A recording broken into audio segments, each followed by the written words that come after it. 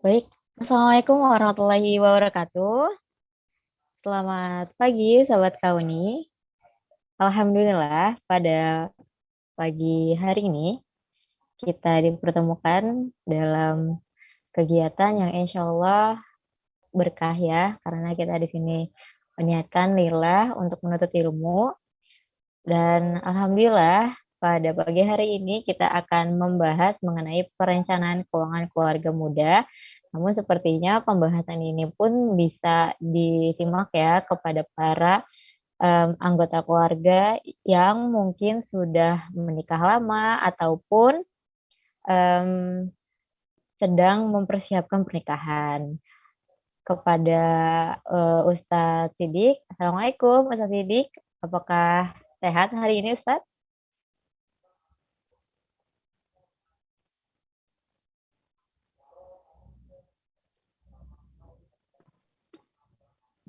Ya, alhamdulillah sehat. Alhamdulillah. Seperti biasa ya, Sobat Kauni, pada subuh hari Kamis, insya Allah kita dibersamai oleh Ustadz Sidik. Ya, beliau merupakan pengasuh dari Mahat Askar Kauni di daerah Depok. Yang insya Allah, apakah sudah siap Ustadz?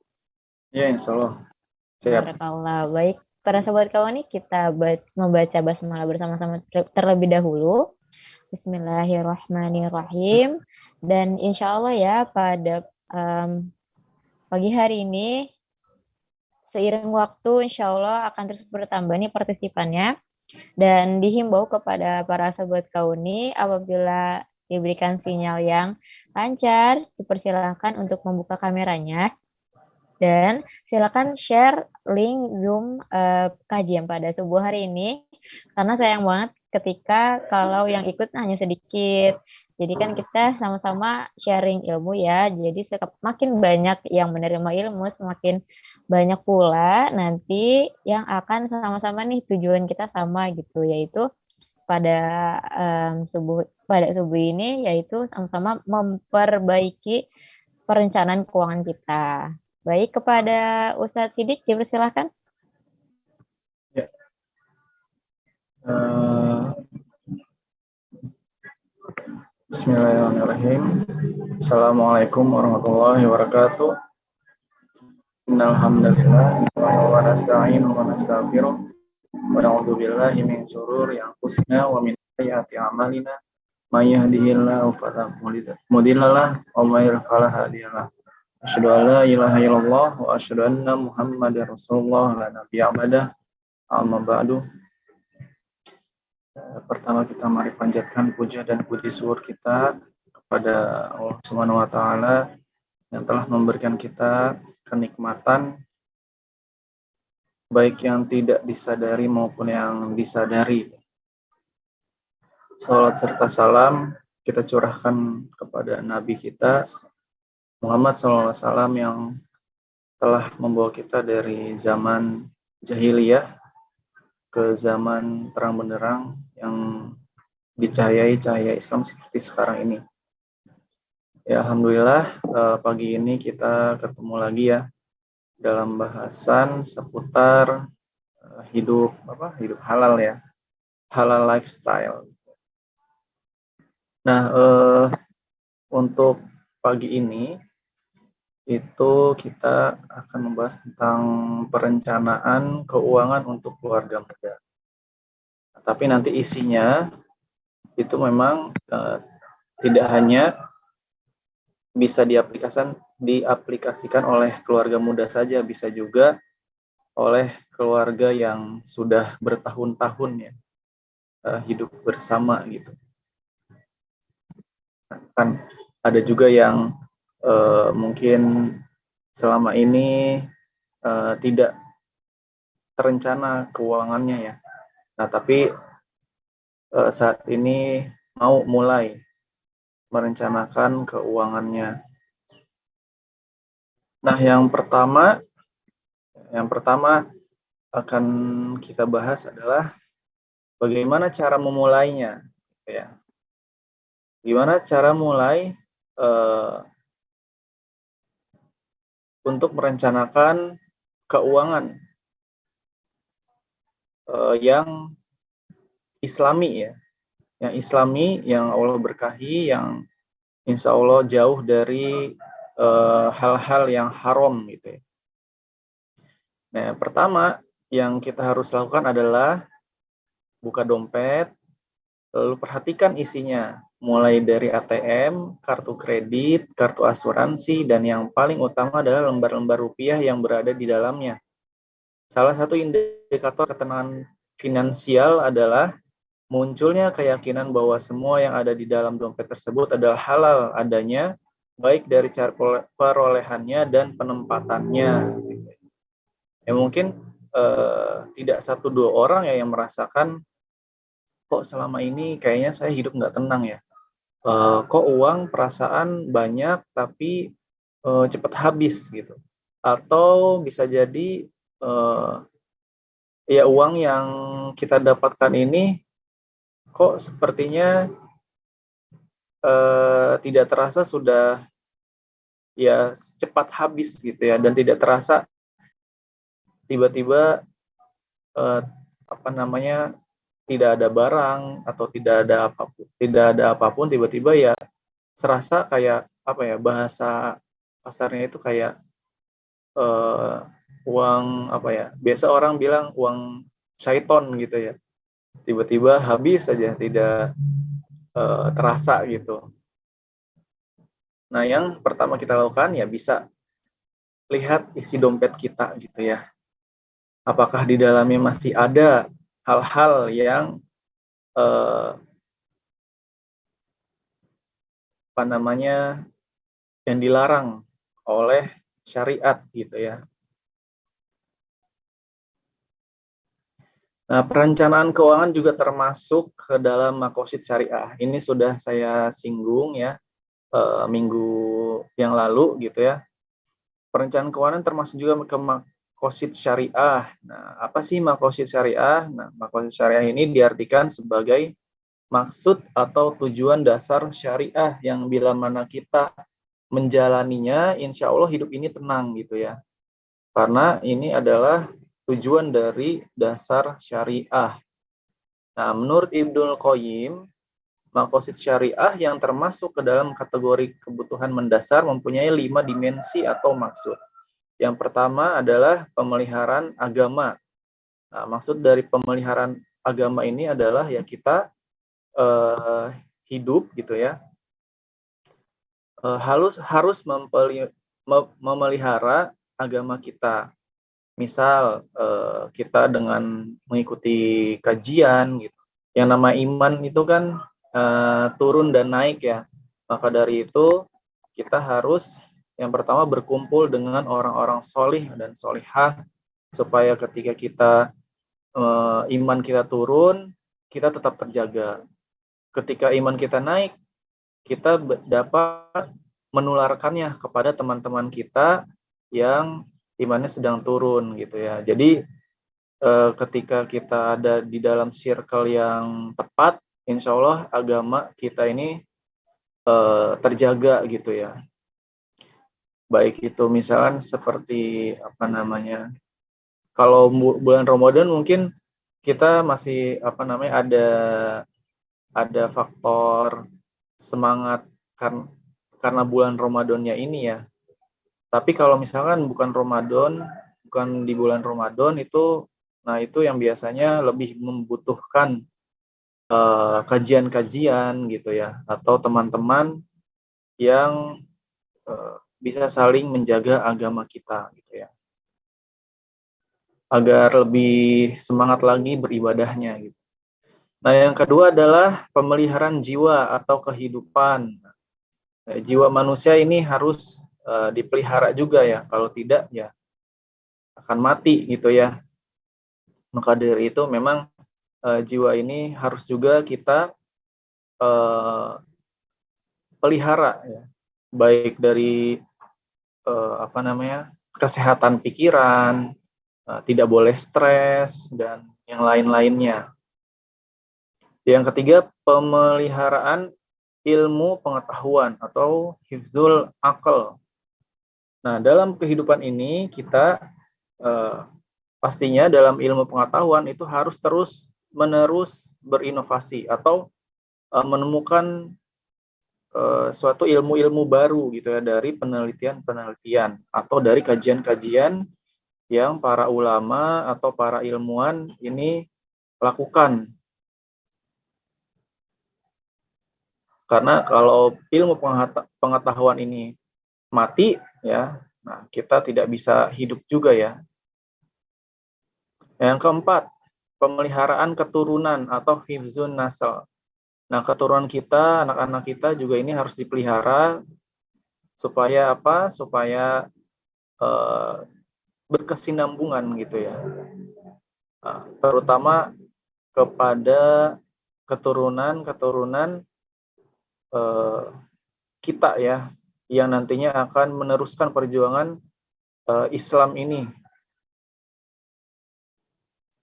Lalu yang kelima, pemeliharaan harta. Nah, pemeliharaan harta ini maksudnya tidak di kita pendam gitu atau kita diamkan saja gitu, dipelihara, bukan.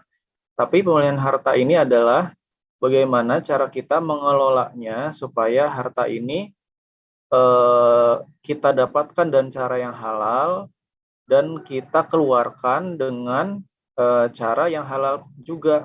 Nah, namun ketika kita mengeluarkannya ini, walaupun halal, tapi kita juga harus merencanakannya supaya ketika kita mengeluarkan harta ini itu dapat mensupport atau mendukung segala kegiatan atau impian-impian yang kita inginkan gitu ya, dan yang pastinya sesuai dengan syariat agama gitu ya, yang mendukung syariat agama, yang mendukung juga dakwah dan mendukung segala hal yang baik gitu ya.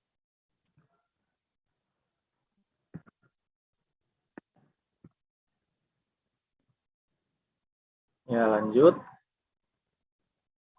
Nah, keluarga profesional. Nah, jadi tidak hanya dalam profesi saja ya kita dapat harus menjadi orang yang profesional gitu ya. Misalkan apa, jadi arsitek profesional, politikus profesional, atau apapun itu ya, profesi-profesi yang ada di luaran sana gitu ya. Nah, tapi dalam keluarga juga kita harus profesional. Karena apa? Karena keluarga adalah fondasi awal dari sebuah masyarakat, bahkan peradaban. Nah, dari seorang dari sebuah keluarga itu terdiri dari beberapa orang. Nah, akan lebih baik peradaban itu tumbuh ketika kita memulai dari sebuah keluarga. Nah, karena keluarga ini adalah suatu kelompok orang yang paling kecil ya lingkupnya, yang lebih bisa kita manage gitu ya. Jangankan masyarakat gitu ya, kadang kita memanage atau kita mengatur anak-anak kita gitu ya, atau siapapun yang ada di keluarga kita itu, jika kita atur belum tentu juga lebih mudah gitu ya. Tapi ketika kita berhasil mendidik keluarga kita untuk menjadi orang-orang yang bagus gitu ya, yang baik, maka itu adalah awal dari baiknya munculnya suatu masyarakat yang madani ya. Nah, keluarga profesional muda dan terpelajar Muslim itu merupakan wajah terbaik umat bagi pihak luar dan berada di garda terdepan dalam menentukan masa depan Islam akan terbentuk. Gitu ya. Nah, maka dari itu kita ya sebagai keluarga muda atau yang sudah lama pun ya, tidak ada salahnya untuk memperbaiki. Ya, tidak ada kata terlambat selama ruh kita masih ada di dalam tubuh kita ya. Ya, lanjut. Nah, masalah keluarga muda saat ini gitu ya, yaitu rawan dari pengaruh gaya hidup modern yang konsumtif dan materialistik. Jadi pada saat sekarang ini bisa kita perhatikan sendiri ya mungkin di channel-channel YouTube atau di televisi ya. Jadi saat ini ya sudah tidak bisa dibendung lagi ya tontonan kita gitu. Banyak sekali masyarakat-masyarakat di luar sana yang terpengaruh gaya hidup modern. Jadi sedikit-sedikit mau beli ini, sedikit-sedikit mau beli itu, bahkan apa yang tidak kita butuhkan gitu ya, kita beli gitu. Nah, ada cerita juga sedikit. Jadi ada apa namanya, seseorang gitu ya, teman meminta temannya teman gitu ya. Jadi minta untuk ketika habis gajian itu minta ditemani ke apa ya, kayak kita sebut merek nggak apa-apa ya, ke Miniso gitu ya. Nah, terus ditanya, ngapain mau ke sana? Ya, cari-cari barang yang lucu-lucu aja. Nah, jawabannya seperti itu. Jadi, hal ini ketika kita mengeluarkan uang, itu tidak berdasarkan hal-hal yang kita butuhkan gitu. Tapi keinginan malah justru mungkin membuang-buang gitu ya. Membuang-buang uang. Padahal ketika kita ke sana itu ya bisa jadi membeli sesuatu yang tidak kita butuhkan gitu ya. Nah, dan ini atau misalkan yang lainnya gitu ya. Kalau kita lihat di kalangan artis tuh ya, mereka seperti apa ya? Ya artis-artis yang ini ya, yang lainnya lah. Memang ada juga artis-artis yang eh, sudah mulai masuk ke hijrah gitu ya. Mereka banyak pengajian dan lain-lainnya. Tapi yang lain-lainnya itu ada juga yang masih ya kalau di channel YouTube-nya mungkin dia membuat apa namanya konten, tapi jadinya karena kontennya itu terkesan pamer gitu ya, terkesan pamer kekayaan, dan ini berpengaruh kepada kaum muda sekarang gitu ya, kaum muda atau anak-anak muda sekarang yang memang pegangannya HP semua gitu. Mereka jadi termotivasi ya, eh, boleh gitu ya termotivasi, tapi ketika termotivasinya dengan niat yang kurang pas ya, nanti akan menghasilkan outputnya kurang pas juga gitu ya, tidak sesuai dengan prinsip syariah. Nah, dan ini bertolak belakang dan prinsip hidup madani gitu, yang seharusnya harta yang kita keluarkan itu harusnya tepat gitu ya, tepat sesuai dengan apa yang kita butuhkan, tapi ini malah terkesan membuang-buang atau mubazir gitu ya.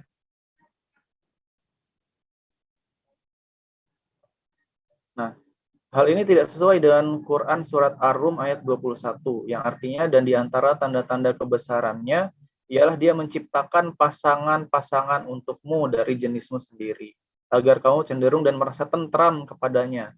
Dan dia menjadikan di antaramu rasa kasih dan sayang. Sungguh pada yang demikian ini benar-benar terdapat tanda-tanda kebesaran Allah bagi kaum yang berfikir.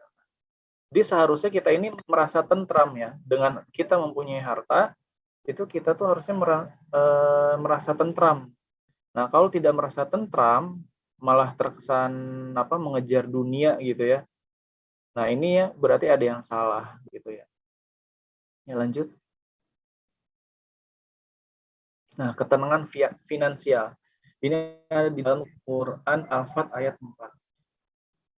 Dialah yang telah menurunkan ketenangan ke dalam hati orang-orang mukmin untuk menambah keimanan atas keimanan mereka yang telah ada, dan milik Allah lah bala tentara langit dan bumi, dan Allah maha mengetahui, maha bijaksana. Nah, dari surat Al-Fat ayat 4 ini, itu kita bisa melihat bahwa ketika kita merasa tenang gitu ya, sudah merasa tenang, maka di situ Allah akan menambahkan keimanan atas keimanan mereka gitu ya. Jadi kuncinya untuk kita dapat menambah keimanan, ya, itu kuncinya adalah awalnya hati kita harus tenang dulu gitu ya. Nah, bisa kita lihat misalnya contohnya ini bukan mendiskreditkan ya. Jadi misalnya kita bisa melihat dari masjid lah ya, masjid antara masjid-masjid yang ada di komplek dan masjid-masjid yang ada di kampung-kampung gitu ya, di perkampungan gitu di desa. Nah, bisa kita lihat biasanya itu yang paling ramai sholat subuhnya lah minimal ya. Jamaahnya itu biasanya di masjid-masjid komplek. Nah, ini kalau kita perhatikan itu karena bisa jadi memang karena beberapa kajian ya melihat bahwa yang di masjid komplek ini adalah rata-rata orangnya itu sudah tenang gitu ya dalam masalah keuangannya. Ya, berlebih mungkin ya. Jadi untuk makan sudah ada, untuk yang lain-lain sudah terbeli, rumah juga nyaman, kendaraan ada, ya semuanya sudah tenang lah ya, sudah tenang kehidupannya sehingga untuk ibadah bisa fokus gitu ya. Nah, beda dengan yang mungkin di kampung-kampung gitu ya. Mereka kalau kita lihat saja gitu ya, misalnya di pasar ya, di pasar walaupun memang di pasar bukan tidak semuanya mungkin orang-orang yang masih bergelut dengan keuangannya gitu ya. Tapi ya kalau kita lihat pagi-pagi orang bukannya misalkan sholat dulu ke masjid gitu ya, tapi ini sudah sibuk di tempat dagangannya atau misalkan sudah sibuk di yang lain-lainnya, intinya mereka sudah sibuk mencari uang gitu ya. Jadi ketika ingin sholat ke masjid pun mereka tidak tenang gitu ya, karena mungkin khawatir rezekinya terlewat gitu ya. Mungkin saja. Tapi yang pasti adalah ketika kita sudah mendapatkan ketenangan finansial, itu rasanya hati ini enak gitu ya. Kalau misalkan untuk kita pergi ke masjid setiap sholat 5 waktu, atau kita melaksanakan ibadah lainnya gitu ya. Ya lanjut. Financial freedom atau kebebasan finansial gitu. Salah satu cara untuk mendapatkan ketenangan dalam hidup adalah kita sudah berada dalam situasi financial freedom atau kebebasan finansial. Dalam konteks perencanaan keuangan konvensional, financial freedom lebih identik dengan kebebasan dari bekerja keras dengan memiliki passive income atau pemasukan yang pasif. Jadi maksudnya kita tidak kerja tapi uang tetap masuk ke rekening kita gitu ya.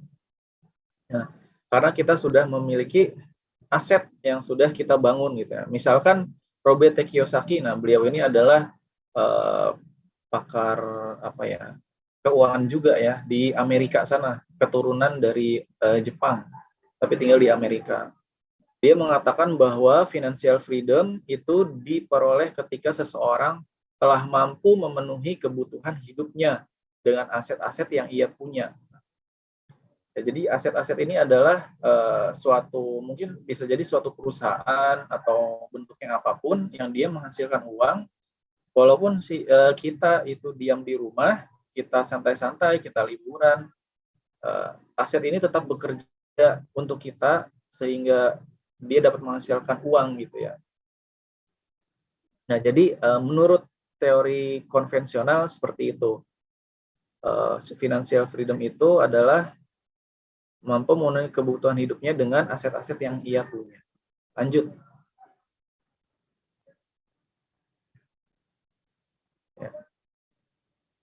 Jadi intinya kalau dari yang konvensional tadi, mereka pemikirannya adalah kita harus mempunyai banyak uang gitu ya. Kita harus mempunyai banyak uang sehingga uang itu sampai berlebih. Ya, berlebih. Ketika berlebih kita merasa sudah bingung gitu, ini kita mau beli apa lagi ya, ini uang tapi masih banyak aja, jadi ya udahlah liburan, ya udahlah ngapain. Nah, jadi konsepnya mereka itu seperti itu gitu. Yang penting banyak, ketika kita udah punya banyak uang, maka kita hidup sudah tenang gitu, konsepnya mereka. Nah, sedangkan financial freedom menurut Islam itu kita mengutip dari perkataan Ali bin Abi Thalib, yaitu beliau mengatakan bahwa suatu keadaan financial freedom itu adalah suatu keadaan di mana seseorang telah berhasil menempatkan harta di tangannya namun tidak di hatinya. Gitu ya. Dengan kata lain, kebebasan finansial diperoleh ketika sudah muncul sifat qanaah dalam hati seseorang atau terbebas dari kekhawatiran akan hartanya. Artinya seseorang tidak lagi merasa kekurangan ketika hartanya sedikit dan tidak lupa diri ketika hartanya sudah banyak. Nah, jadi kalau menurut Islam gitu ya, yang dikutip dari perkataan Ali bin Abi Thalib, seperti itu ya. Jadi tidak perlu menjadi orang kaya dulu gitu ya. Tidak perlu harus selalu mempunyai uang banyak ketika kita dapat merasakan ketenangan dalam hidup ini gitu ya. Yang penting apa? Yang penting tidak ada hutang, insya Allah hidup tenang gitu ya. Nah, ketika uang sedikit kita juga tenang gitu ya. Ketika uang kita banyak juga kita tidak lupa gitu ya kepada yang lain gitu. Ya, lanjut.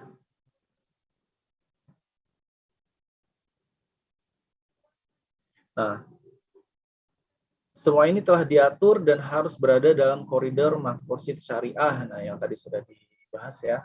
Dalam hal ini dapat dikelompokkan menjadi 3 poin, yaitu yang pertama, sesuatu yang pokok nih ya, yang harus kita penuhi dulu dalam hidup ini, sesuatu yang pokok atau doruriyat. Yang kedua, kebutuhan yang bersifat sekunder atau hajiat. Yang ketiga, baru semua yang bersifat pelengkap kehidupan atau barang mewah. Ya, contohnya nih, misalkan nomor 1 sesuatu yang pokok, misalkan apa? Makanan, terus pakaian, tempat tinggal gitu ya. Nah, ini sesuatu yang harus kita penuhi kebutuhan yang kalau tidak ada ini kita hidup tidak tenang gitu ya. Nah, ini yang pertama, sesuatu yang pokok yang kita harus penuhi gitu ya. Yang kedua, kebutuhan yang bersifat sekunder atau hajiat. Ya, ini kita juga belajar ya kalau dulu di pelajaran ekonomi gitu ya. Kebutuhan yang bersifat sekunder. Yang sekunder ya sebagai apa namanya, seperti apa? Ya, yang lain-lainnya lah ya. Yang menunjang kebutuhan kita juga nih yang bersifat sekunder gitu ya. Yang sekunder ini adalah yang sebenarnya kalau kita tidak kita tidak penuhi juga, itu tidak terlalu berpengaruh kepada kehidupan kita gitu ya. Tapi kita kalau bersifatnya keinginan gitu ya kalau sekunder ini. Nah, yang ketiga, semua yang bersifat pelengkap atau kehidupan atau barang mewah gitu ya. Nah, ini mungkin misalkan kita harus ingin punya mobil gitu ya. Kalau kita ingin punya mobil, tapi mobilnya misalkan Ferrari gitu ya. Atau misalkan kita mau punya rumah, sebenarnya rumah biasa juga bisa, tapi kita ingin punya rumah yang besar gitu ya. Tanah 1000 meter, tingkat 3 misalkan. Nah, ini udah ya itu barang mewah. Itu adalah ada di tahapan ketiga. Tapi kalau misalkan memang kita tidak ada tidak ada keperluan, jadi tidak ada alasan mendasar kenapa kita harus mempunyai itu, ya itu sebenarnya tidak perlu ya. Nah, tapi ketika kita memerlukan ini, misalkan oleh orang-orang yang berbisnis gitu ya, orang-orang yang berbisnis, saya pernah dapat cerita gitu ya dari, kalau di Bandung itu ada namanya Ustadz Abu Syauqi. Nah, beliau ini mempunyai perusahaan di sana sudah besar gitu ya. Nah, beliau pernah bercerita bahwa sebenarnya saya pengen aja gitu ya mau punya mobil yang sederhana. Tapi ya karena profesinya ini yang membuat dia harus membeli mobil Mercy gitu ya, yang harganya kalau nggak salah waktu itu sekitar ya 800 atau sampai 1 miliar lah harganya. Nah, beliau katanya kalau saya tidak punya hal ini gitu ya, saya tidak bisa bergabung dengan pengusaha-pengusaha lain gitu ya. Karena memang pengusaha konvensional lain ya, yang kita sebut konvensional itu mereka biasanya melihat mobilnya dulu apa gitu ya. Ketika mobilnya, iya nih mobilnya bagus, baru mereka ingin welcome gitu.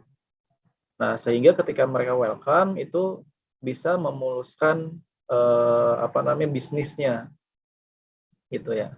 Nah, Ustadz Abu Syauqi ini pendiri ini rumah zakat ya di Bandung. Nah, jadi seperti itu. Kalau misalkan kita ingin membeli rumah mewah itu harus ada rumah mewah atau mobil mewah gitu ya. Itu harus ada why, strong why-nya gitu. Kenapa kita harus beli itu? Tapi kalau tidak ada strong why-nya ya tidak perlu gitu ya. Sesuai kebutuhan saja. Lanjut.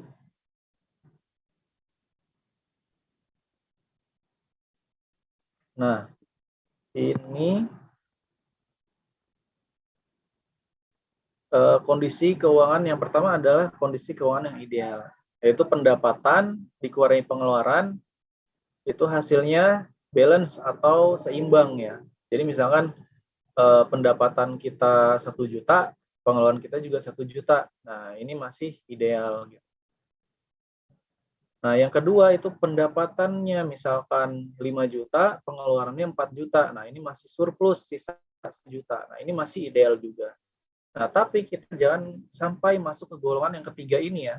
Pendapatan dikurangi pengeluaran, yaitu menjadi minus gitu ya. Misalnya kita pendapatannya hanya 3 juta, tapi pengeluaran yang harus dikeluarkan itu 4 juta, akhirnya minus 1 juta. Nah, kita jangan sampai ada di kondisi seperti yang ketiga ini, karena ketika kita ada di posisi yang ketiga ini, kita menjadi rawan berhutang gitu ya.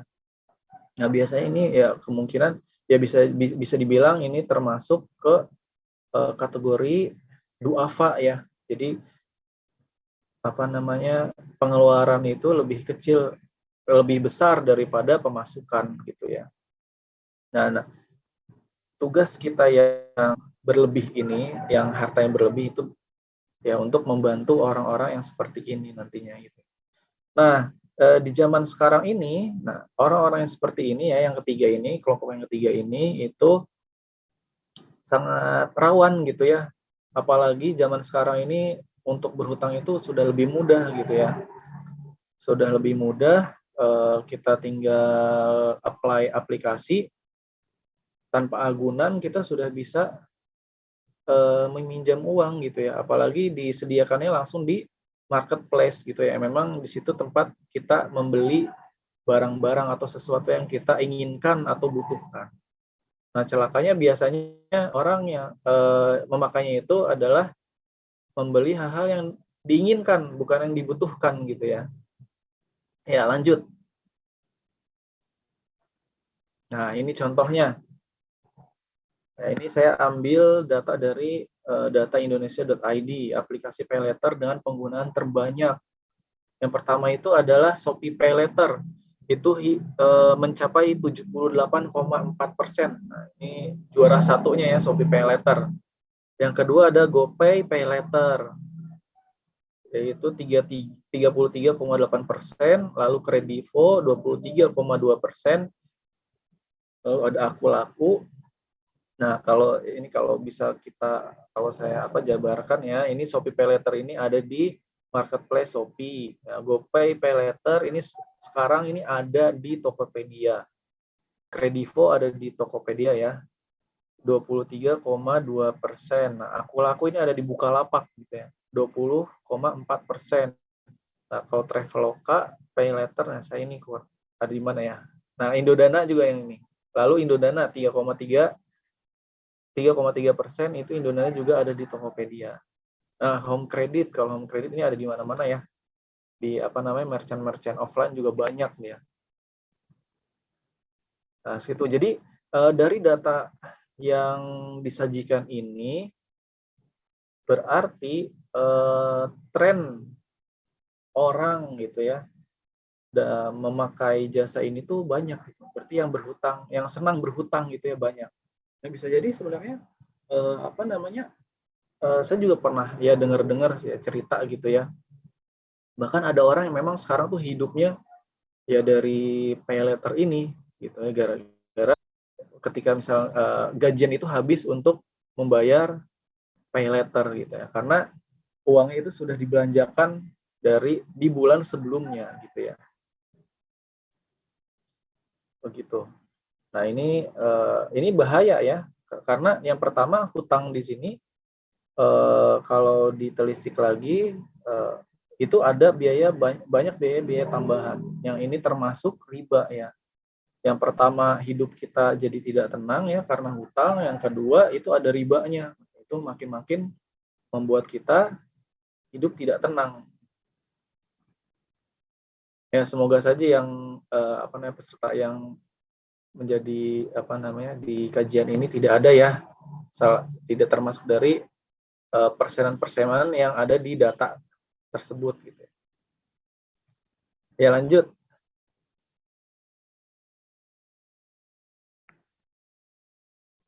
Nah ini juga saya ambil ini berita dari CNN Indonesia ya. Menurut survei ada 55% pengguna pay letter baru selama pandemi. Nah pandemi ini kita udah jalan berapa? 2 tahun ya? 2 atau 3 tahun gitu ya. Nah pengguna pay letter itu naik menjadi 55%. Ya, 50 pengguna pay letter baru selama pandemi 55%-nya.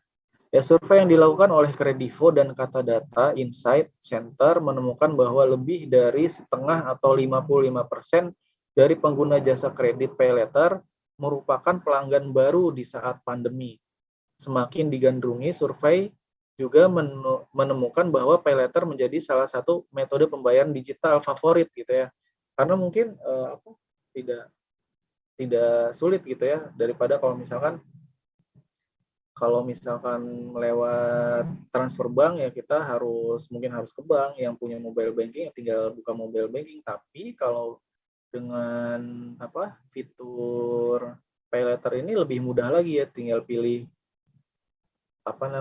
pay letternya lalu tinggal bayar gitu ya. Jadi tidak usah masukin PIN atau buka aplikasi lain gitu. Jadi lebih mudah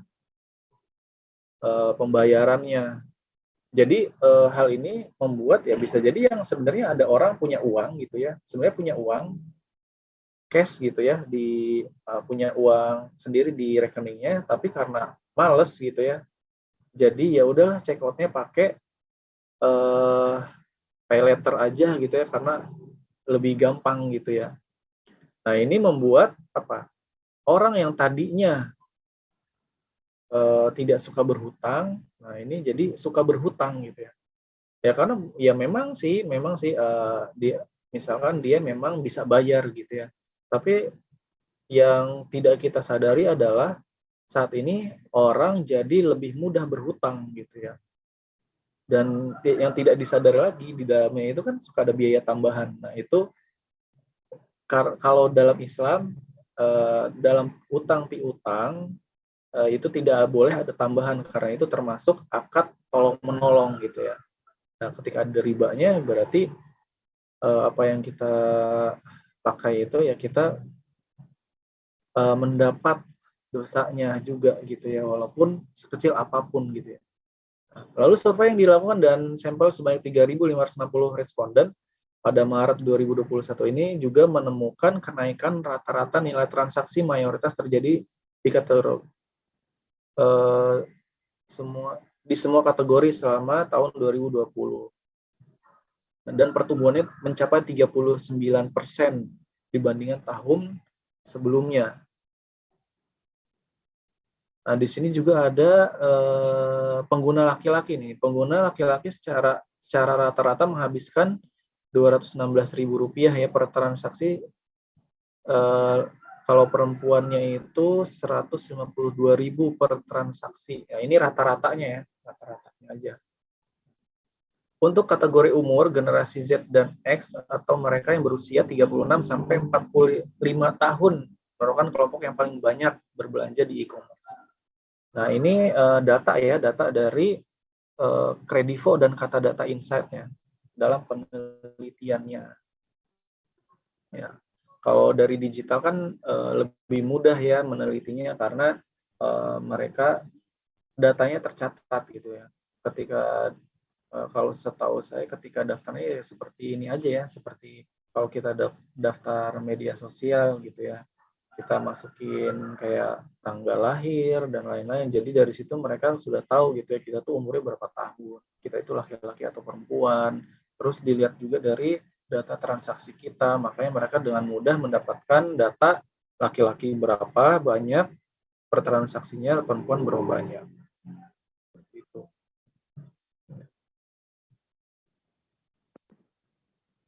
Ya lanjut.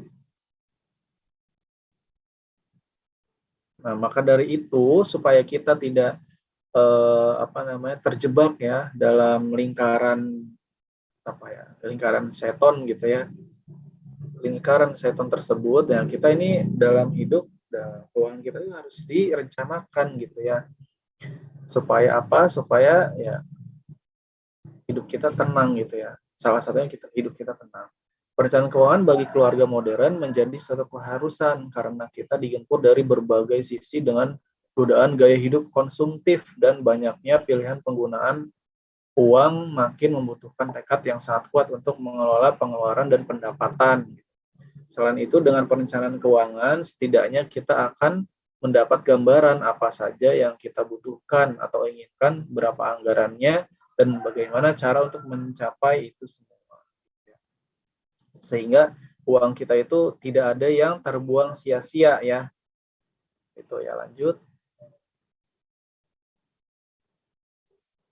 Perencanaan keuangan merupakan bagian dari pengelolaan keuangan keluarga, terutama karena dalam berkeluarga ada beberapa tujuan dan kewajiban keuangan yang harus direncanakan dan baik untuk dapat meraih dan mewujudkannya. Ya, lanjut.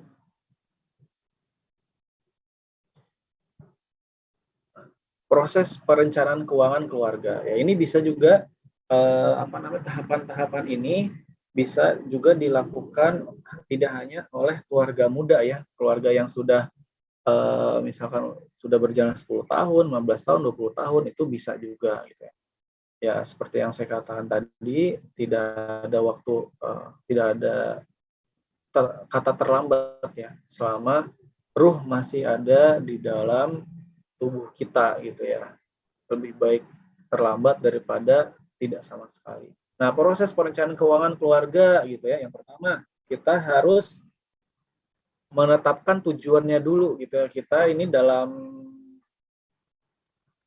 kita harus menetapkan tujuannya dulu gitu ya. Nomor 2 budgeting, terus yang ketiga itu otomatisasi pengeluaran, yang keempat membuat catatan dari semua pengeluaran harian, yang kelima membuat laporan dan neraca keuangan keluarga, yang keenam audit dan muhasabah keuangan. Lanjut, kita bahas yang pertama ya. Lanjut.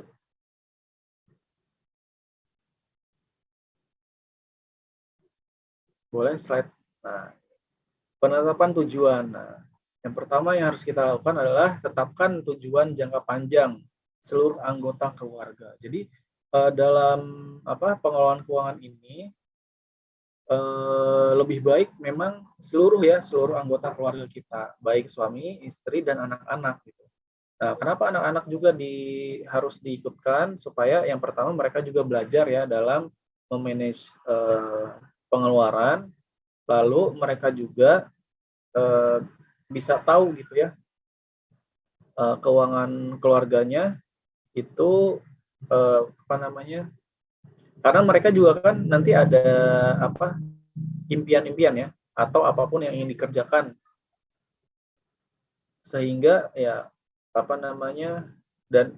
sehingga memerlukan uang gitu. Jadi apa yang akan dikeluarkan oleh uang yang akan dikeluarkan oleh keluarga tersebut itu harus dikumpulkan. Makanya semuanya harus ikut berpartisipasi dari suami, istri, dan anak-anaknya itu. Dan kita tetapkan tujuan jangka panjang dulu ya. Jadi 5 sampai 10 tahun. Ini kita mau ngapain aja nih? Apa aja yang mau kita goalkan, misalkan apa, dalam 10 tahun ini kita misalkan mau beli rumah, atau misalkan ada rencana kuliah gitu ya, misalkan Pak suami ingin kuliah lagi S2 gitu ya, atau S3, lalu apalagi lah misalkan yang lain-lain gitu ya, tujuan jangka panjangnya. Lalu tetapkan tujuan jangka pendek juga. Nah, tujuan jangka pendek ini biasanya untuk 1 tahun ke depan. Nah, hal ini harus didiskusikan, dan jika sudah disepakati, lalu dicatat dalam buku untuk pengingat sewaktu-waktu. Nah, jadi dari suami ini mau 1 tahun ini mau ngapain aja gitu ya. Istri juga dalam 1 tahun ini mau apa aja, dan anak-anak juga mau apa aja gitu ya. Yang itu yang pastinya ini ya, menunjang ke target jangka panjang tadi ya, yang 5-10 tahun. Nah, jadi tiap perencanaan keuangan ini itu baiknya memang setahun sekali gitu ya. Jadi sebelum tahun baru kita sudah rapat gitu ya. Ya istilahnya rapat gitu ya, dengan anggota keluarga menetapkan hal ini gitu ya. Nah, lalu batasi goals keluarga dalam 1 tahun bisa 3-5 goal, dan sisa mungkin sesuai dengan tujuan jangka panjang. Ya, dicoba saja targetnya itu 3-5 dulu ya. Goal keluarga ini target yang besarnya ya, 3-5. Nah, nanti misalkan awal-awal ini 3-5 dulu, kalau misalkan memang bisa targetnya bisa dicapai, nah mungkin bisa jadi tahun depannya ditambah gitu ya, ditambah lagi targetnya berapa, sampai menemukan titik maksimalnya gitu ya. Misalkan maksimalnya hanya 5, ya tidak apa-apa gitu, 5. Yang penting target-target itu kita bisa mencapainya, walaupun misalnya ada juga yang tidak gitu ya. Nah, nanti ada revisi lagi gitu ya tahun depannya dalam penetapan tujuan. Bisa jadi impian tahun ini, yang tahun yang lalu itu kita terus kejar di tahun berikutnya. Nah, gitu ya. Lanjut. Nah, yang kedua, budgeting. Nah, anggarkan budget setiap goal yang ingin dituju pada tahun tersebut gitu ya. Jadi ketika kita sudah ada plan gitu dalam 1 tahun itu, baru kita budget ini kira-kira misalnya kuliah S2 itu dari A sampai Z-nya itu butuh berapa gitu ya pengeluaran. Terus misalnya mau umroh gitu ya, misalnya mau umroh atau haji gitu ya, itu budgetnya berapa. Jadi ketika semua goal yang ingin dicapai itu sudah terdata, jadi kita bisa lebih mudah budgetingnya gitu ya, membuat anggaran keuangannya. Jadi estimasi kita uang yang akan kita keluarkannya berapa. Ya, lanjut. Nah, yang ketiga, otomatisasi pengeluaran. Manfaatkan bank untuk membayar keperluan kita yang memang harus dibayar tetap setiap bulannya. Nah, misalkan nih ada fitur auto debit untuk kita, misalnya kita buka pengen punya dana pensiun gitu ya. Jadi setiap bulannya itu kita mempersilahkan gitu ya bank untuk misalnya kita mau kayak bank syariah gitu ya, untuk auto debit dari rekening kita. Jadi kita lebih mudah gitu ya. Kita lebih mudah, tidak manual. Jadi ini udah tiap bulan. Nah, kalau di negara negara lain yang sudah lebih maju gitu ya, bank itu sudah bisa auto debit seluruh hal-hal yang sifatnya kebutuhan dasar kita, kayak misalnya bayar rekening listrik, bayar air, bayar tagihan yang lainnya gitu ya. yang sifatnya sehari-hari lah, gas mungkin ya. Kecuali yang sudah pakai kompor listrik gitu ya. Intinya itu. Jadi kalau ingin lebih mudah ya kita bisa coba fitur ini gitu ya, yang ada di bank. Jadi otomatisasi pengeluaran. Ya lanjut. Nomor 4, membuat catatan dari semua pengeluaran hariannya. Nah, seperti yang disinggung tadi di awal ya, jadi kita sebagai keluarga pun harus profesional gitu terutama dalam hal keuangan. Ya. Nah, ini contohnya membuat catatan dari semua pengeluarannya. Mungkin kalau orang keuangan ini lebih mudah kali ya dalam menjalankannya, atau untuk ininya apa namanya, membuat pencatatannya lebih mudah karena sudah tahu ilmunya ya. Nah, untuk memudahkan dalam pencatatan, hal-hal yang dicatat lebih baik per kategori gitu ya. Jadi enggak satu-satu. Misalkan kategori transportasi, berarti di dalamnya ada kayak bensin, misalkan naik angkot atau naik Grab atau naik yang lain-lain. Nah, itu dimasukin ke transportasi gitu. Jadi supaya memudahkan pencatatan gitu ya. Jadi nggak terlalu banyak nanti di catatan keuangannya yang ditulis. Jadi kita harus mengelompokkan kategori-kategori tersebut terlebih dahulu gitu ya. Lalu hal ini bisa dilakukan dan pencocokkan dengan budget bulanan atau tahunan sehingga kita bisa cepat mengontrol pengeluaran jika dirasa ada yang over budget. Jadi memang ketika kita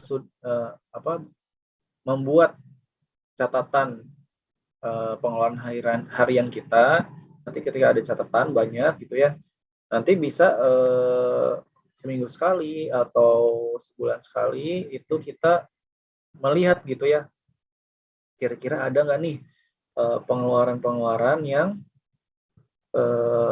dirasa over budget. Nah, jadi ketika kita tahu ya, kita sudah membaca laporan keuangan tersebut, catatan keuangan tersebut, kita bisa segera melakukan tindakan jika ada hal-hal yang di luar kewajaran gitu ya. Jadi itu salah satu fungsi dari kita membuat pengeluaran harian. Lanjut. Yang kelima, membuat laporan keuangan keluarga.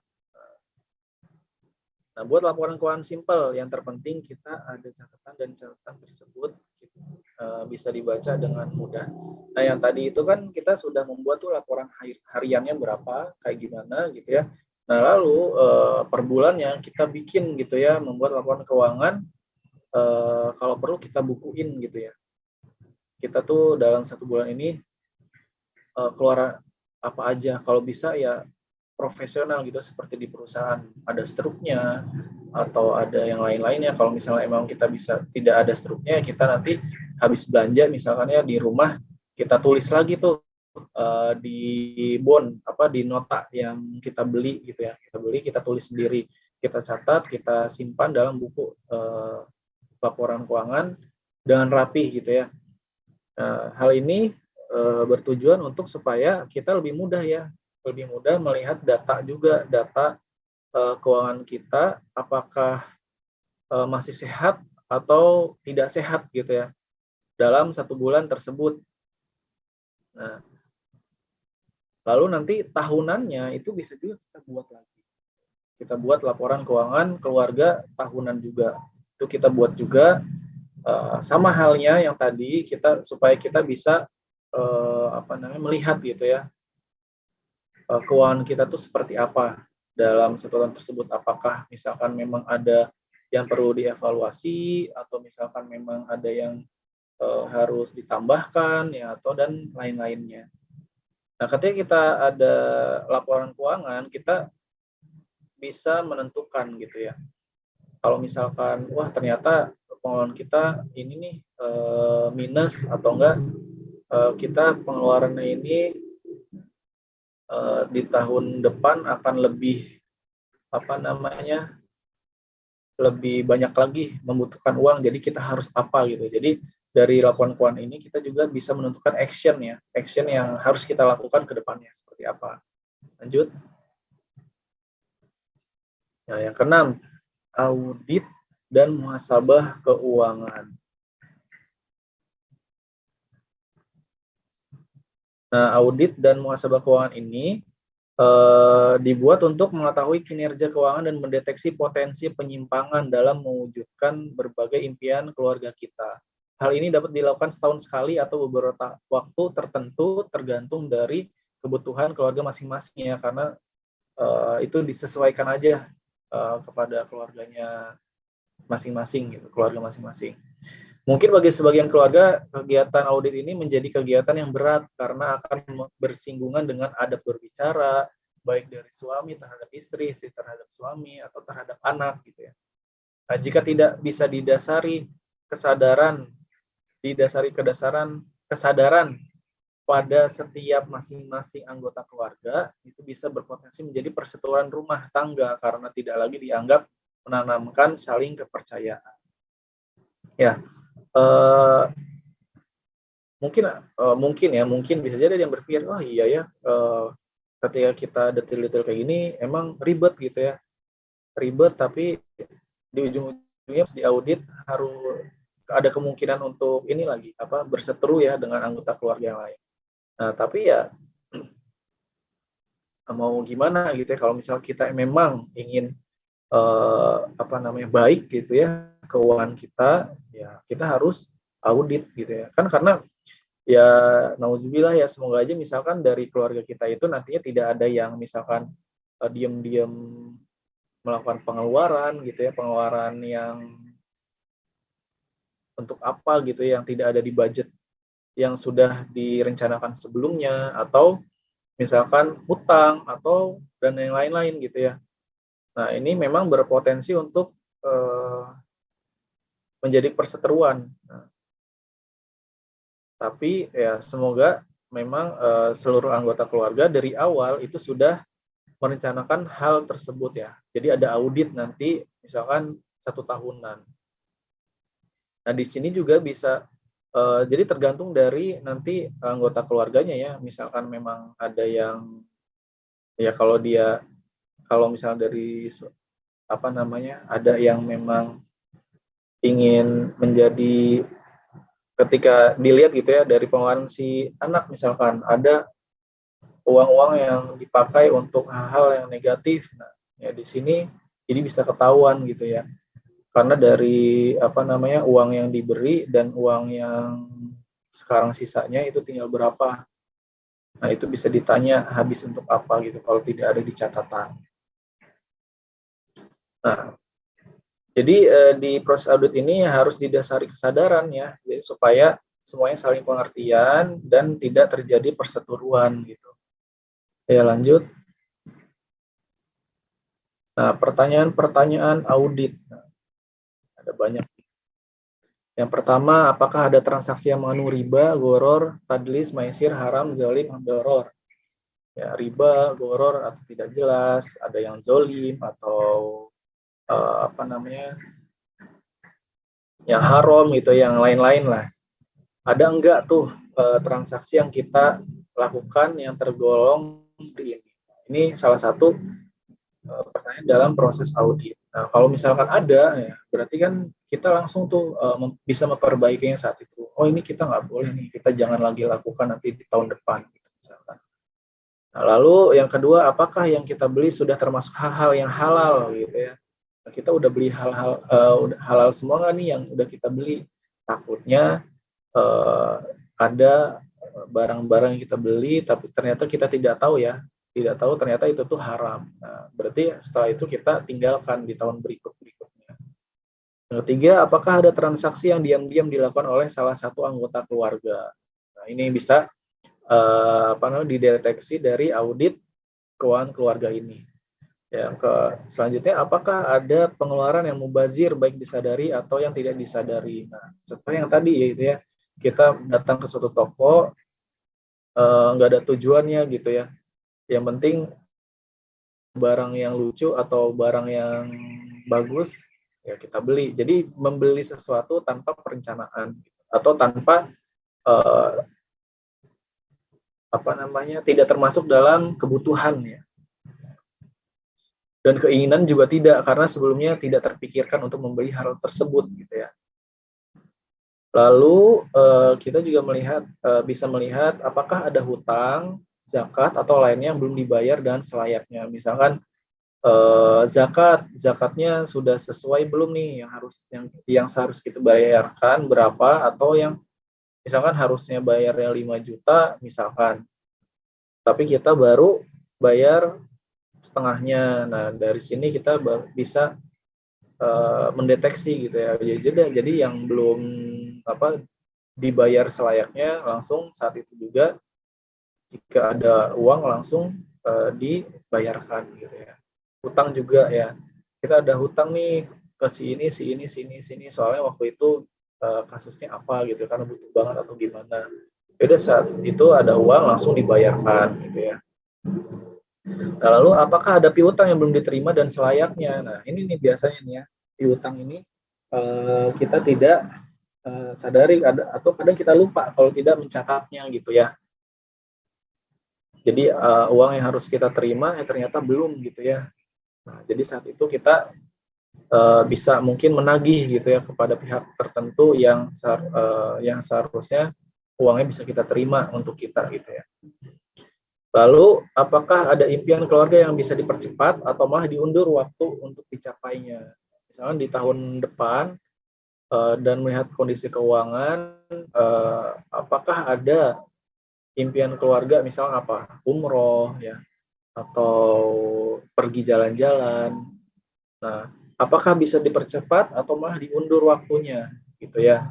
Nah, itu bisa kita lihat dari neraca atau laporan keuangan saat kita mengaudit keuangan kita selama setahun ke belakang. Ya, ya seperti itu mungkin dari saya ya dalam perencanaan keluarga muda. Jadi sebenarnya ini bukan untuk yang muda aja ya, yang sudah beberapa tahun berkeluarga juga bisa memakai cara ini gitu. Ya, saya kembalikan lagi ke moderator ya.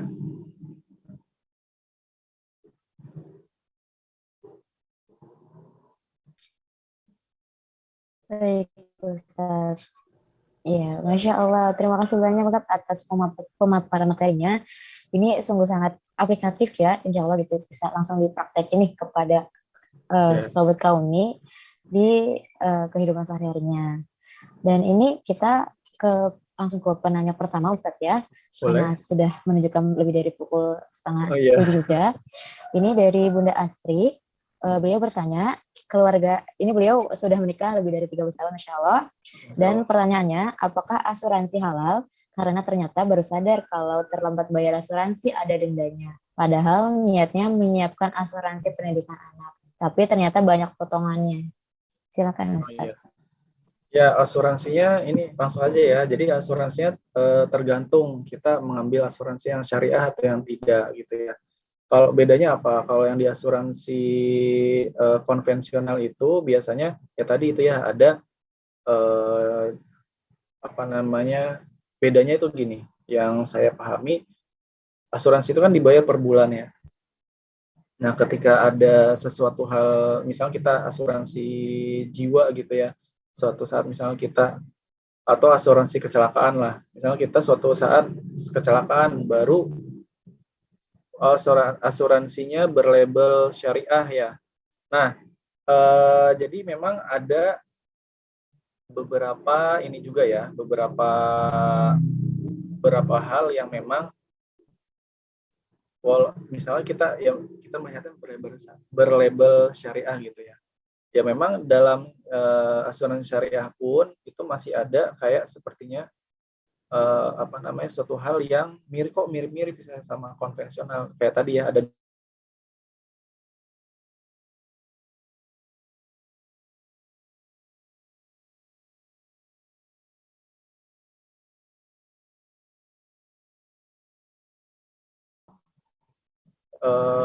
istilahnya kayak apa ya, seperti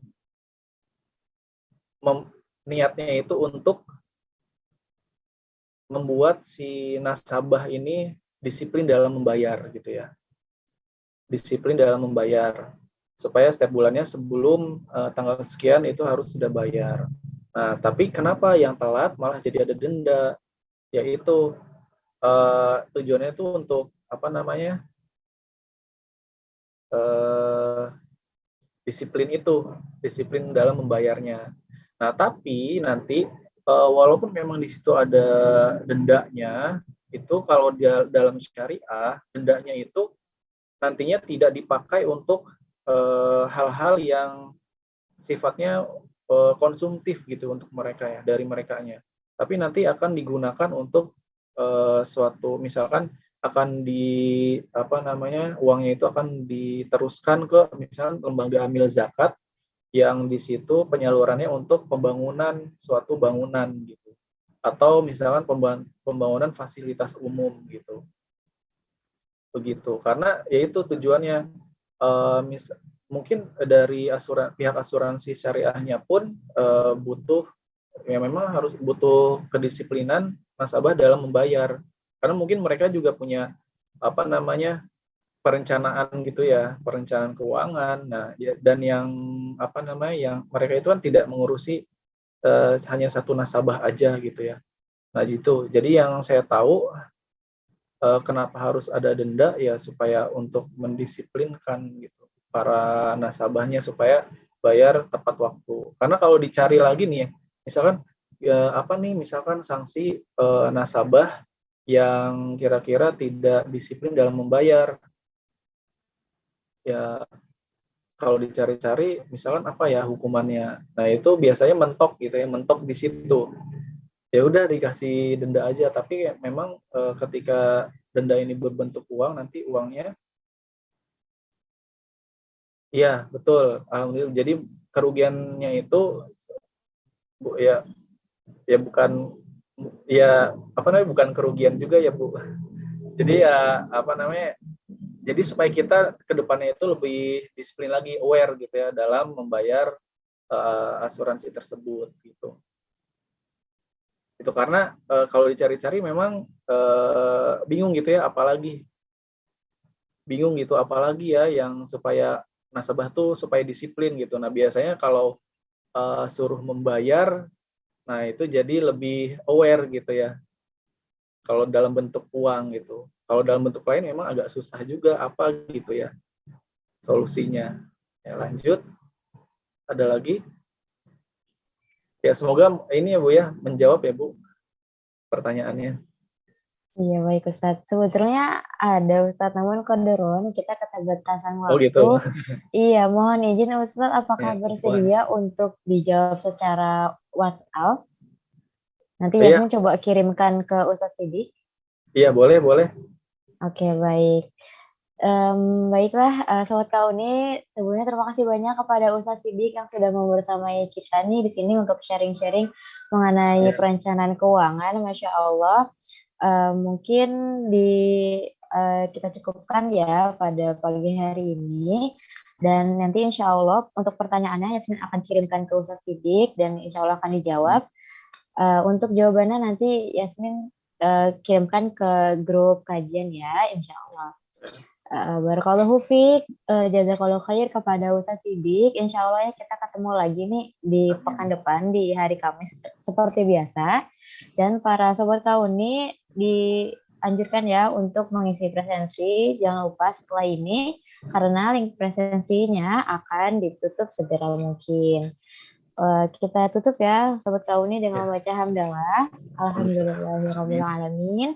Dan doakan Fatul Majelis. Subhanallah. Subhanakallahumma Ya, kita astagfirullah. baik. Yasin mohon maaf apabila ada salah-salah kata dan terima kasih sudah hadir di sini sampai selesai.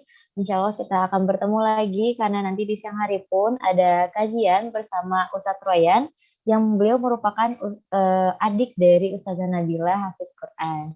Insya Allah. Ismi tutup ya. Wassalamualaikum warahmatullahi wabarakatuh.